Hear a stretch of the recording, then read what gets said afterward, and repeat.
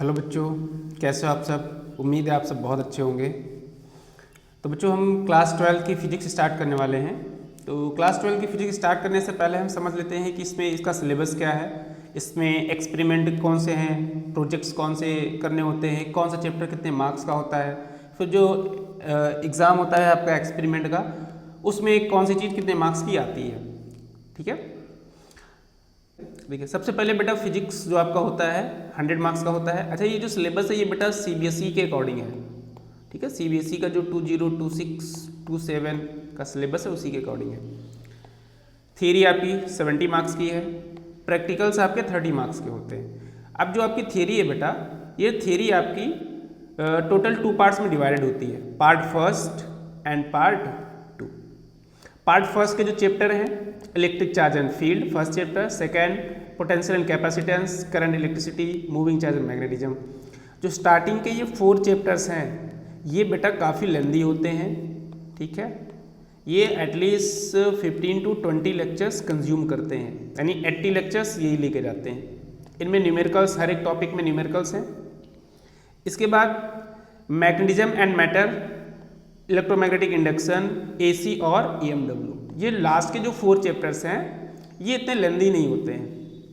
ठीक है, ये कॉम्परेटिव इजी है, न्यूमेरिकल तो सब में ही होते हैं, ऐसा नहीं है। फिजिक्स तो हर एक चैप्टर्स में न्यूमेरिकल है, बट इसमें न्यूमेरिकल्स कम होते हैं और थियरी का पार्ट ज़्यादा है। ठीक है, तो टोटल पार्ट 1 में आपके 8 चैप्टर्स हैं। ठीक है, पार्ट 2 देखते हैं। पार्ट 2 आपका ray optics first chapter, second chapter है वेव ऑप्टिक्स। तो रे ऑप्टिक्स और वेव ऑप्टिक्स क्या होता है बेटा, इसमें आपके ये दोनों पार्ट 2 के सबसे लेंदी चैप्टर्स हैं और इनमें सबसे ज़्यादा न्यूमेरिकल्स प्लस थियरी, ठीक है, दोनों हैं। ठीक है, ये भी लगभग वही आपके 15 to 20 लेक्चर्स इनको पढ़ाने में लगता है। इसके बाद dual nature of matter, atoms, nuclei और सेमीकंडक्टर इलेक्ट्रॉनिक्स। ठीक है, ये जो लास्ट के 4 चैप्टर्स हैं ये इजी होते हैं और इनको पढ़ाने में बहुत ज़्यादा टाइम नहीं लगता है। ठीक है, इसमें से इसी को बोलते हैं मॉडर्न फिजिक्स। ये जो लास्ट के 4 चैप्टर्स हैं ये आपके मॉडर्न फिजिक्स का पार्ट होते हैं। ठीक है, तो मेरे ख्याल से अब आप थ्योरी का पूरा पार्ट समझ गए होंगे कि न्यूमेरिकल्स आपके ये पार्ट 1 में ये 4 चैप्टर्स से ज़्यादा आते हैं। मैं ज़्यादा की बात कर रहा हूँ, इसका मतलब ये नहीं कि लास्ट के इधर के एसी में न्यूमेरिकल नहीं है, ईएमडब्ल्यू न्यूमेरिकल नहीं, ईएमआई में नहीं है, मैग्नेटिक मैटर न्यूमेरिकल सब में है, इनमें न्यूमेरिकल ज़्यादा है। ठीक है, और पार्ट 2 में रे ऑप्टिक्स और वेव ऑप्टिक्स, इस पार्ट 2 में इन 2 चैप्टर्स में न्यूमेरिकल ज़्यादा होते हैं। ठीक है, क्लियर है। आगे बढ़ते हैं, प्रैक्टिकल्स को समझते हैं बेटा। देखिए प्रैक्टिकल्स में क्या होता है आपका टोटल 30 मार्क्स का प्रैक्टिकल है। अब टोटल जो 30 मार्क्स होता है इसमें आप प्रैक्टिकल के सिलेबस में आपको कुछ एक्सपेरिमेंट करने होते हैं। ठीक है, जो हम लैब में करते हैं, फिर एक्टिविटी करनी होती है। अब एक्टिविटी क्या होती है, एक्टिविटी होती है जैसे मान लीजिए वेव ऑप्टिक्स हम पढ़ रहे हैं। अब वेव ऑप्टिक्स में आपको पता है इंटरफ्रेंस होता है। ठीक है, अब इंटरफ्रेंस को एक्सप्लेन करने के लिए कई बार क्लासरूम में हम ऐसे ब्लेड लेते हैं। ठीक है, उस ब्लेड से लेजर लाइट वगैरह लगा के उसको पैटर्न, जो इंटरफ्रेंस का पैटर्न होता है, ब्राइट फ्रिंजेस, डार्क फ्रिंजेस, इन सारी फ्रिंजेस को इसमें ऑब्जर्व करके क्लासरूम में दिखाई जाती हैं। ऐसे डिफ्रैक्शन होता है, ऐसे रे ऑप्टिक्स में रिफ्रैक्शन का करवाया जाता है, ऐसे चार्जेस में भी करवाए जाते हैं, करंट के करवाए जाते हैं। तो क्लासरूम में जो थ्योरी को एक्सप्लेन करने के लिए जो हम एक्टिविटी करवाते हैं उन्हीं वही एक्टिविटी जिसमें है। एनसीईआरटी ने प्रॉपर बता के रखा है कौन कौन सी आपको एक्टिविटी करवानी है। ठीक है, वो भी हम आगे देखेंगे, इसका सिलेबस क्या है। उसके बाद प्रोजेक्ट। ठीक है, उसके बाद हमें एक प्रोजेक्ट बनाना होता है। ठीक है, कि हमने जितनी भी थियरी पढ़ ली, एक्सपेरिमेंट पढ़ लिया, एक्टिविटी पढ़ लिया, तो हमने क्या सीखा है। ठीक है, हमें कैसे एक टीम में वर्क करना है। तो टोटल एनसीईआरटी ने आपके 8 प्रोजेक्ट्स दिए हैं, उसमें से एक आपको परफॉर्म करना होता है। ठीक है, अब चलिए नेक्स्ट देखते हैं। अब प्रैक्टिकल का सिलेबस हम डिटेल में देखते हैं। देखिए जो प्रैक्टिकल का सिलेबस है बेटा, इसमें मैंने पहले बता दिया था एक्सपेरिमेंट्स होते हैं, एक्टिविटी और इन्वेस्टिगेटरी प्रोजेक्ट। जो एक्सपेरिमेंट है आपका ये 2 पार्ट्स में वापस से इसको डिवाइड किया गया इसके सिलेबस को, section A and section B. Section A में बेटा 6 होते हैं और सेक्शन बी में आपके 9 होते हैं। ऐसे ही एक्टिविटी है, एक्टिविटी में भी आपके टू सेक्शंस में इसको डिवाइड किया गया है। ठीक है, सेक्शन ए में जो एक्टिविटी है 6 एक्टिविटीज़ हैं, सेक्शन बी में 7 एक्टिविटीज़ है। अभी मैं सारी एक्टिविटीज़ ही बता रहा हूँ कि सेक्शन ए में कौन सी 6 ए है और सेक्शन बी में कौन सी 7 एक्टिविटीज़ हैं। फिर उसके बाद इन्वेस्टिगेटरी प्रोजेक्ट्स, टोटल 8 इन्वेस्टिगेटरी प्रोजेक्ट्स हैं आपके। ठीक है, अब एक्सपेरिमेंट्स देखते हैं बेटा। जो सेक्शन ए के एक्सपेरिमेंट हैं, सबसे पहले फर्स्ट एक्सपेरिमेंट रेजिस्टिविटी फाइंड करने के लिए वायर का, सेकंड एक्सपेरिमेंट रेजिस्टेंस फाइंड करने के लिए है। आप इसको रीड कर लीजिएगा, नहीं तो वीडियो लंबा हो जाएगा, ठीक है। थर्ड, फोर्थ, फिफ्थ, सिक्स्थ, ठीक है, ये सेक्शन ए के एक्सपेरिमेंट हो गए। अब सेक्शन ए की एक्टिविटीज देखिए कौन कौन सी हैं। सेक्शन ए की एक्टिविटीज, एक्टिविटी 1, एक्टिविटी 2, 3, 4, 5, 6, ठीक है, 6 एक्टिविटीज हो गई। अब इसके बाद सेक्शन बी के एक्सपेरिमेंट 1, 2, 3, 4, 5, 6, 7, 8, 9 एक्टिविटीज, सॉरी 9 एक्सपेरिमेंट आपके सेक्शन बी के हो गए। अब एक्टिविटीज देखिए सेक्शन बी में कौन कौन से हैं, 1, 2, 3, 4, 5, 6, 7, ठीक है। इसके बाद प्रोजेक्ट्स जो 8 हैं, ठीक है। फर्स्ट प्रोजेक्ट आपका ईएमएफ का है, सेकंड है आपका एलडीआर, ठीक है। थर्ड है आपका रिफ्रैक्टिव इंडेक्स फाइंड करने के लिए, फोर्थ है आपका ट्रांसफार्मर है, फिफ्थ आपका हॉलो प्रिज्म का है, 6, 7 और 8 प्रोजेक्ट्स हैं। इनमें से एक ही करना होता है, ठीक है। तो मैं ज़्यादातर स्टूडेंट्स को जो सजेस्ट करता हूँ वो 4 और 5 करता हूँ। फिलहाल इसमें से कोई भी कर सकते हो आप, ठीक है। सेल्फ डिजाइन ट्रांसफार्मर या फिर हॉलो प्रिज्म, ईजी है, काफ़ी ईजी है, इजीली बन जाते हैं। और सेल्फ डिजाइन ट्रांसफार्मर ये होता है कि जो ये आपका थियरी का भी पार्ट पड़ जाता है इलेक्ट्रिकल इंस्ट्रूमेंट में, ठीक है। और जो एंगल ऑफ डेविएशन जो प्रिज्म होता है ये भी आपके थियरी का पार्ट रहता है। अब इस तो बच्चों अब हम देखते हैं मार्क डिस्ट्रीब्यूशन, कौन सा चैप्टर कितने मार्क्स का आता है, ठीक है। सबसे पहले देखिए electric charge and field, part 1 का जो चैप्टर है, electric potential and capacitance, current, electricity, ये 3 का जो कंबाइंड वेटेज है बेटा वो 16 मार्क्स का होता है। उसके बाद fourth moving charge and magnetism, magnetism and matter, electromagnetic induction और अल्टरनेटिंग करंट, इन 4 चैप्टर्स का जो कंबाइंड वेटेज है वो होता है बेटा 17।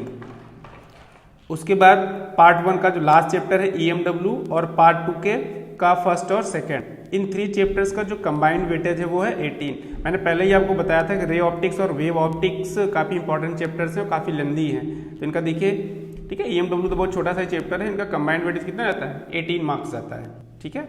इसके बाद मॉडर्न फिजिक्स के ये 3 चैप्टर्स 12 मार्क्स के आते हैं और लास्ट चैप्टर आपका 7 मार्क्स का आता है। ये चैप्टर्स बहुत ईजी होते हैं, ठीक है, थ्योरेटिकल हैं, यहाँ पे आप आराम से गेन कर सकते हैं।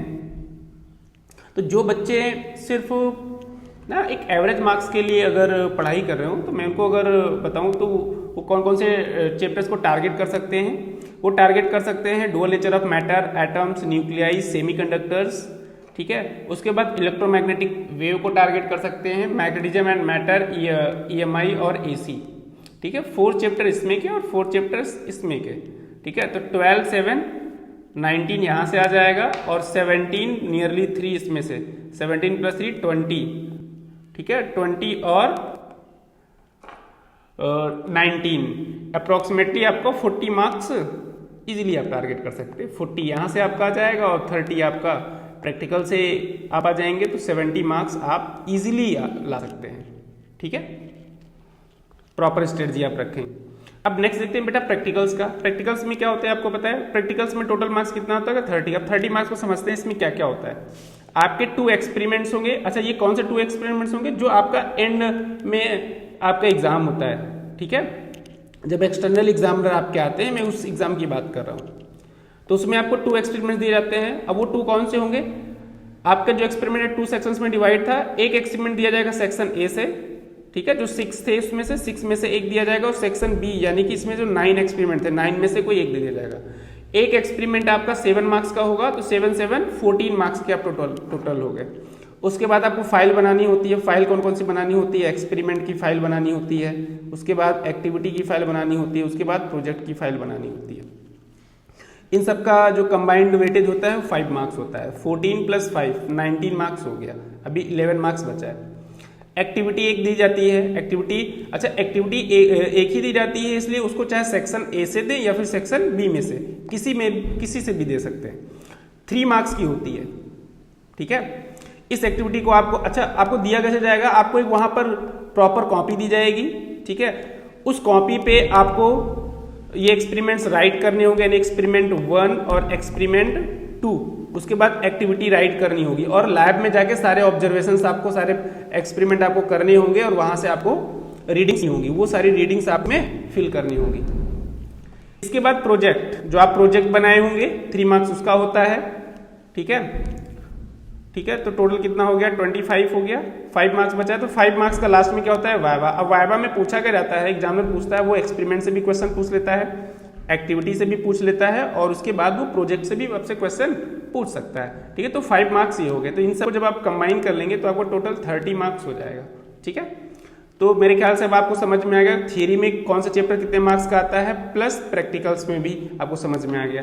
अब समझते हैं क्वेश्चन पेपर जो लास्ट में एग्जाम में आता है वो कैसे आता है। तो जो टोटल क्वेश्चन पेपर होता है बेटा, ठीक है, वो आपका टोटल 5 सेक्शंस में डिवाइडेड होता है। Section A, section B, section C, section D और सेक्शन ई, 5 सेक्शंस होते हैं।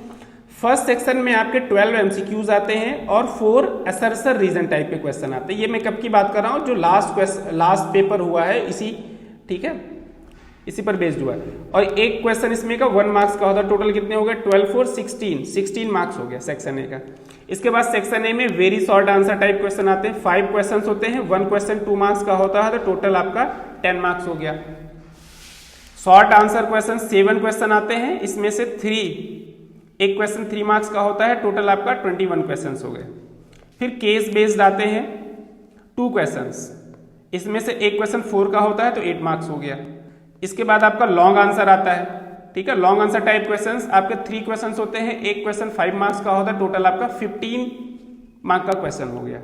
तो टोटल इन सबको जब आप ऐड करोगे बेटा तो आपका 17 मार्क्स आ जाएगा। अच्छा, इसमें से एक चीज और ध्यान देना है कि आपके कुछ क्वेश्चंस में कुछ और के क्वेश्चंस होते हैं, ठीक है, जैसे कि आपका यहाँ पे जैसे शॉर्ट आंसर में 7 क्वेश्चन होते हैं, तो 7 में जैसे 1 2 3 4 5 6, तो इसमें कोई एक ऐसा क्वेश्चन होगा जिसमें 2 पार्ट होंगे, यानी और लगा होगा।